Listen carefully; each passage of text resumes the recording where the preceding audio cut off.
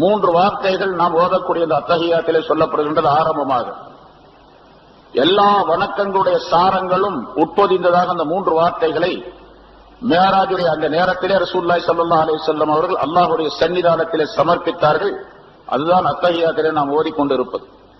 அத்தஹியாத் ஓதக்கூடிய நேரத்தில் இதுவெல்லாம் நமக்கு நினைவுக்கு வர வேண்டும். எவ்வளவு அற்புதமான வாசகம், அது யாரால் சொல்லப்பட்ட வாசகம், எந்த இடத்திலே சொல்லப்பட்ட வாசகம், அதை சொன்னவர் யார், அங்கீகரித்தவர் யார் என்பதெல்லாம் நினைவுக்கு வர வேண்டும்.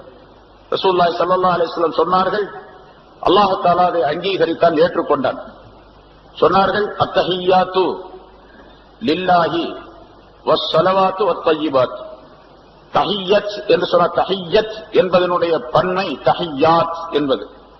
அதில் அலிஃப்லாம் சேர்ந்தவுடன் அத்தஹியாத் என்று வரும்.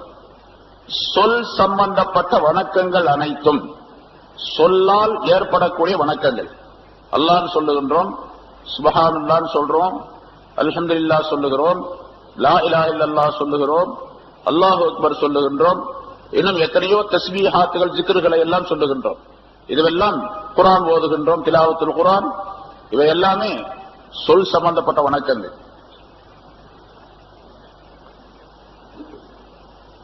இந்த சொல் சம்பந்தப்பட்ட வணக்கங்கள் அனைத்தும், அது எத்தனை பிரிவுகள் இருந்தாலும் சரி, எத்தனை வகைகள் இருந்தாலும் சரி, எல்லாமே லில்லாஹி அல்லாஹ்வுக்கே சொந்தமானவை. அத்தஹியாத் ஓதும் போது இந்த ஞாபகம் வரணும். சொல் சம்பந்தப்பட்ட வணக்கங்கள் அனைத்தும் அல்லாஹ்வுக்கே சொந்தமானவை. வஸ்ஸலவாத்து, ஸலவாத்துக்கு பல அர்த்தங்கள் உண்டு. இந்த இடத்துல செயல் சம்பந்தப்பட்ட வணக்கங்கள் அனைத்தும், செயல் சம்பந்தப்பட்ட வணக்கங்கள் அனைத்தும், அது சொல்லு, இது செயல்பாடு, உடல் உறுப்புகளால் செய்யப்படக்கூடிய செயல்பாடுகள்.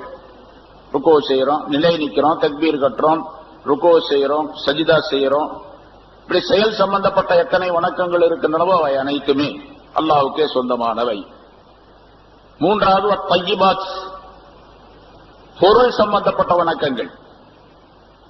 இந்த பொருள் அப்படிங்கிறதுக்கு இந்த இடத்துல பொதுவா அந்த சொல், செயல், பொருள் அப்படிங்கிற அதுக்கு உள்ள நேரடி வார்த்தைகள் இங்கே இல்லை. வேறொரு வார்த்தையை கொண்டு ரசூலுல்லாஹி ஸல்லல்லாஹு அலைஹி வஸல்லம் சொன்னார்கள்.